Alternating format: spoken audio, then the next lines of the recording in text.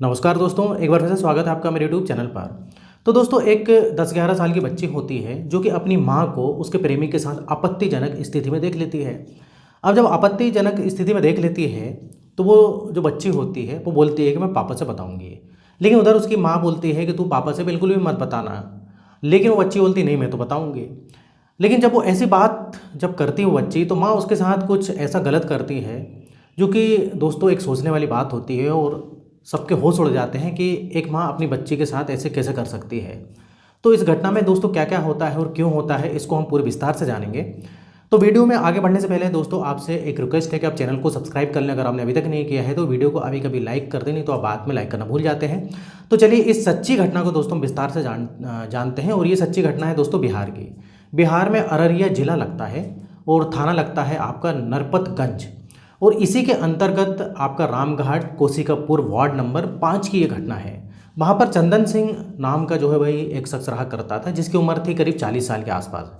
अब चंदन सिंह अपने बुजुर्ग पिता के साथ रहता था, साथ में उसकी पत्नी थी पूनम देवी, जिसकी उम्र थी करीब 35 साल के आसपास। इसके अलावा उसकी एक बेटी थी जिसका नाम था शिवानी, 10 साल की वो बेटी होती है।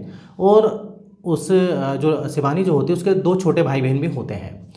तो ये लोग भाई साथ में रहा करते थे और छोटी मोटी ज़मीन थी जिसमें भाई खेती वगैरह करते थे, गेहूँ वगैरह जो है उगाते थे, मतलब धान वगैरह लगाते थे। तो इस प्रकार से मतलब इनका गुजारा चलता था, लेकिन अच्छी तरीके से गुजारा नहीं चल पाता है।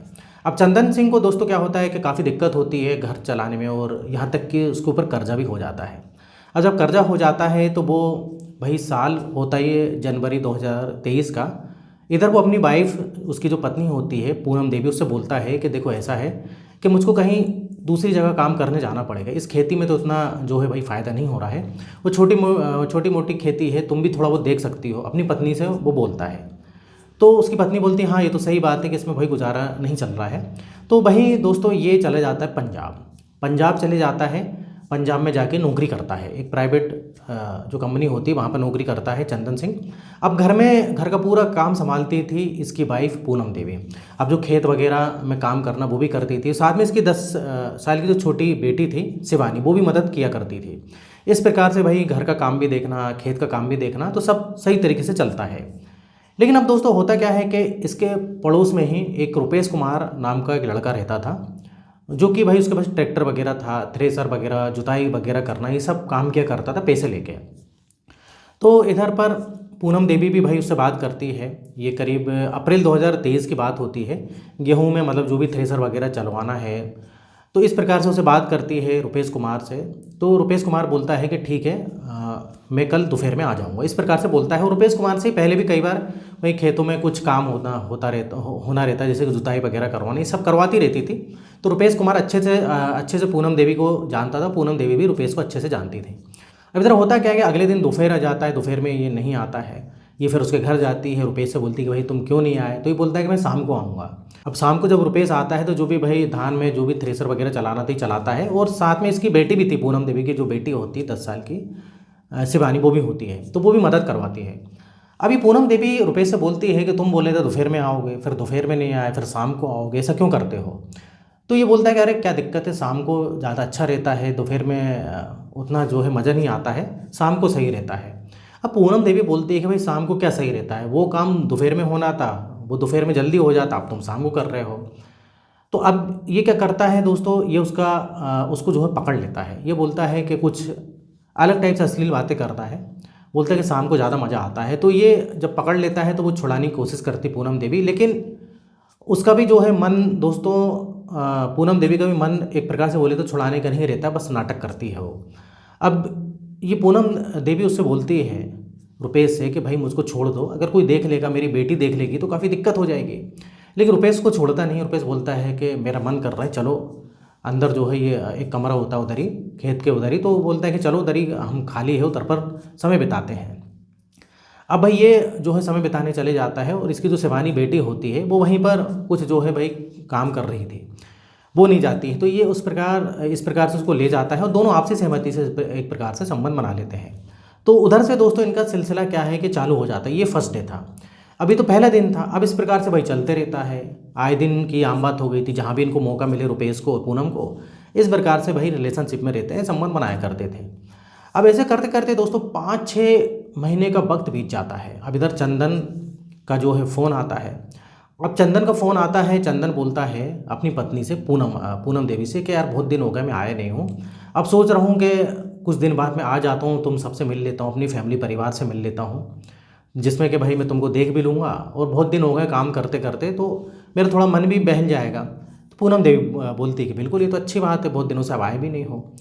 तो दोस्तों करीब अब बात आ जाती है 11 जुलाई 2023 की बात आती है। 11 जुलाई 2023 को पूनम अपने पति को, चंदन सिंह को फ़ोन करती है, जो कि पंजाब में नौकरी कर रहा था उस समय। ये नौकरी कर मतलब अभी तक ये आया नहीं था चंदन सिंह। उसको फ़ोन करती है, बोलती है कि बेटी जो है मिल नहीं रही है, शाम से गायब है, पता नहीं कहाँ चली गई, मिल नहीं रही, मैंने बहुत ढूंढा। तो अब चंदन सिंह बोलता है कि एक काम करो, तुम पुलिस में कंप्लेन लिखवा दो, पुलिस में रिपोर्ट दर्ज करवाओ, कहाँ चली गई, कौन ले गया, क्या हो गया, और जब तक मैं भाई आता हूँ। तो ये अर्जेंट में भाई ये लोग पुलिस में कंप्लेन FIR वगैरह दर्ज करवाते हैं। उधर से अगले दिन ही भाई चंदन सिंह भी आ जाता है, क्योंकि बेटी का मामला था। अब सब लोग मिलकर ढूंढते हैं, पुलिस भी ढूंढती है, सब लोग मिलकर ढूंढते हैं कि भाई बेटी शिवानी जो थी, मात्र 10 साढ़े 10 साल की वो बेटी थी, कहाँ चली गई होगी। अब काफ़ी ढूंढते हैं तो इनको पता लगता है कि एक खेत के किनारे भाई उसकी जो है लाश मिलती है इनको। अब जब लाश मिलती है तो लाश की हालत काफ़ी गंभीर होती है। पुलिस को फ़ोन करते हैं कि इधर भाई ऐसी सी बात है, शिवानी की लाश मिली है। पुलिस आती है तो पुलिस सबसे पहले क्या करती है दोस्तों, पोस्टमार्टम के लिए भेज देती है, क्योंकि पुलिस का सबसे पहले काम होता है पोस्टमार्टम के लिए भेजना लाश को।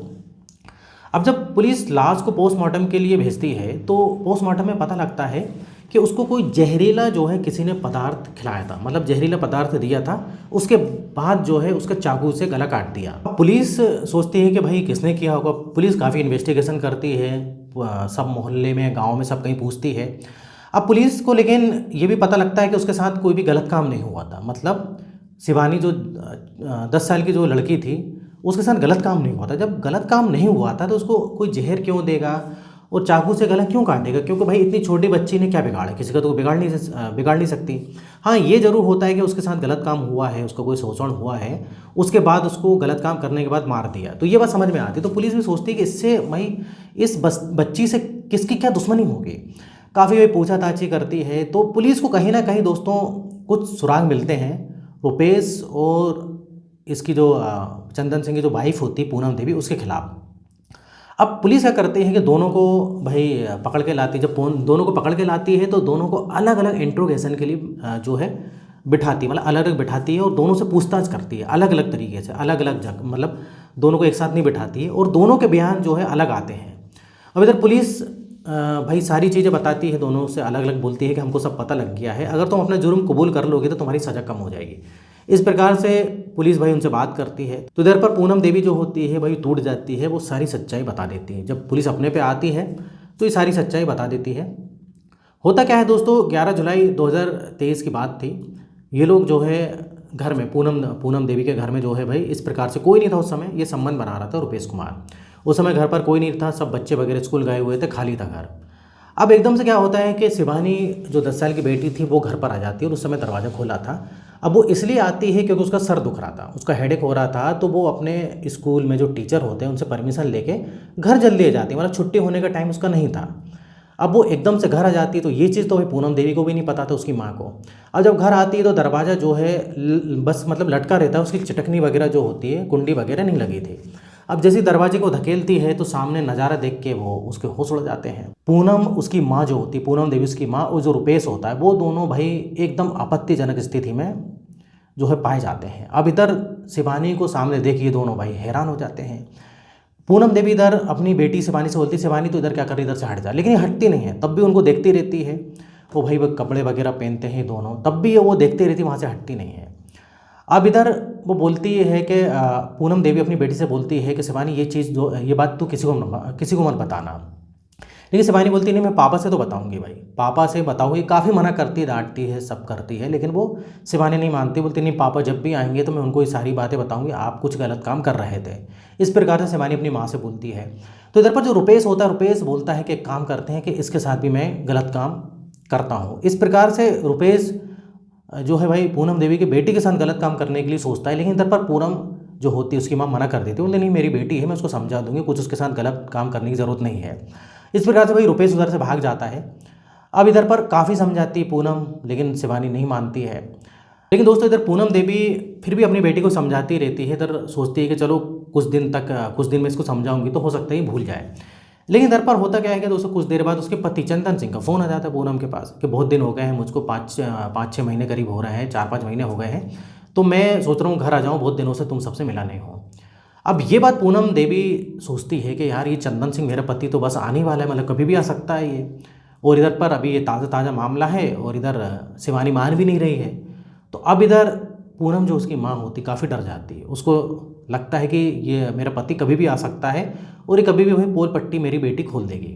तो इधर क्या करती है दोस्तों, पूनम देवी बाज़ार से मछली वगैरह लाती है और मछली की जब सब मतलब खाना जब सब्ज़ी बनाती है तो उसमें कुछ जहर वगैरह इसको खिलाती है, मतलब उसमें जहर डाल देती है और इसको देती है वो सब्ज़ी। जब ये खाती है पूनम, जो उसकी छोटी बेटी होती है, मतलब जो उसकी बेटी होती है, तो वो उस सब्ज़ी को खाने के बाद भाई वो मतलब एकदम बेहोश हो जाती है और बेहोश थोड़ी देर बाद उसकी मौत भी हो जाती है। लेकिन इधर पर यही नहीं रुकती है इसकी माँ, ये जो है उसका जो है चाकू से बार भी कर देती है।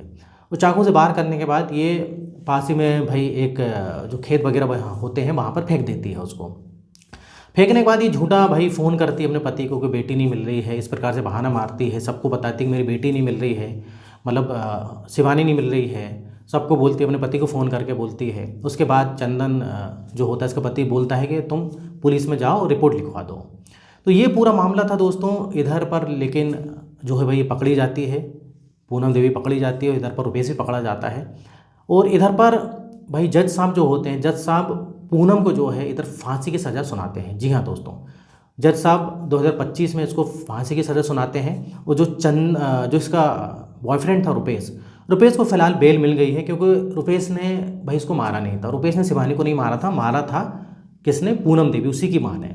और रुपेश ने जो भी भाई पूनम देवी के साथ इस प्रकार से किया वो तो आपसी सहमति से हुआ था, तो उसमें कोई गलत तो था नहीं। लेकिन इधर जो हत्या की थी वो पूनम देवी ने करी थी, तो पूनम देवी को उसको सज़ा मिली है। और जज ने बोला है भाई इस प्रकार से उसने बहुत ही गलत काम किया है, समाज में इस प्रकार से काम नहीं होना चाहिए। तो जज साहब ने फांसी की सज़ा सुनाई है। और ये फांसी की सज़ा दोस्तों फ़िलहाल इन लोगों ने जो है भाई अर्जी दाखिल की है, जो राष्ट्रपति होते उधर पर अर्जी दाखिल की है। लेकिन जहाँ तक है ये अर्जी खारिज हो जाएगी, पूनम देवी की अर्जी खारिज हो जाएगी। तो इस प्रकार से दोस्तों ये मामला था। मतलब बेटी जो होती है, एक बेटी को अपनी एक छोटी मतलब बोले तो 10 साल की बेटी दोस्तों कितनी बड़ी होती है, 10 साल की जो बच्ची होती है उसकी पूनम देवी ने भाई हत्या कर दी।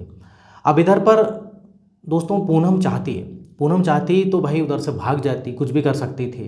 लेकिन इधर पर हत्या करने की उसको ज़रूरत नहीं थी, वो अपने रुपेश के साथ भाग जाती है। अब क्या होता भाई, चंदन सिंह उसको डाइवोर्स देता, और क्या होता इससे ज़्यादा। लेकिन इधर कानून उसने अपने हाथ में लिया, और इतना बड़ा कानून अपने हाथ में लिया, मतलब अपनी बेटी को ही मार दिया। तो दोस्तों ये थी आज की घटना। तो इधर मेरा वीडियो बनाने का पर्पज़ किसी का दिल दुखाना नहीं है, ठेस पहुँचाना नहीं है, बल्कि आपको सतर्क करना है। गलत काम का नतीजा गलत ही होता है। शिवानी तो चली गई, लेकिन उसकी माँ भी चली जाएगी क्योंकि उसको फांसी की सज़ा हो गई है। तो इस प्रकार से गलत काम का गलत नतीजा होता है। एक ना एक दिन भाई चोरी पकड़ी जाती है, आज नहीं तो कल, नहीं कल नहीं तो परसों। और दोस्तों ये सच्ची घटना है बिहार की, आप चाहें तो इसको इंटरनेट में भी सर्च करके देख सकते हो। तो इधर वीडियो खत्म होता है। वीडियो पसंद है वीडियो को लाइक करिए, इस टाइप से वीडियो बनाते रहता हूँ मैं। अगर आपने अभी तक चैनल को सब्सक्राइब नहीं किया तो चैनल को सब्सक्राइब कर लें। तो फिर मिलेंगे नेक्स्ट वीडियो में, और यहाँ तक वीडियो देखने के लिए, बने रहने के लिए आपका बहुत बहुत धन्यवाद।